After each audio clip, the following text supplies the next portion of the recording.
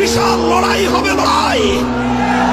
সেই লড়াইয়ে এক পক্ষে থাকবে কুফর, আরেক পক্ষে থাকবে ঈমান। সেই লড়াইয়ে এক পক্ষে থাকবে তাওহীদ, আরেক পক্ষে থাকবে শিরক। সেই লড়াইয়ে এক পক্ষে থাকবে হক, আরেক পক্ষে থাকবে বাতিল। সেই বাতিলের বিপক্ষে, সেই শিরকের বিপক্ষে, সেই কুফরের বিপক্ষে জীবন দিতে হলে জীবন দিয়ে, রক্ত দিতে হলে রক্ত দিয়ে, শাহাদাতের তামান্না নিয়ে আমরণ লড়াইয়ের ময়দানে অবতীর্ণ হতে কারা কারা প্রস্তুত থাকবে ইনশাআল্লাহ? প্রস্তুত থাকবেন তো ইনশাআল্লাহ? হে মুসলমান, আমরা একটা পয়গাম বাতিলকে দিয়ে দিতে চাই। তোমরা আমাদের সম্পদ কেড়ে নাও, তেমন কিছু বলবো না। তোমরা আমাদের ইজ্জতের উপর আঘাত হানো, তেমন কিছু বলবো না। তোমরা আমাদের স্বার্থ জলাঞ্জলি দাও, তেমন কিছু বলবো না।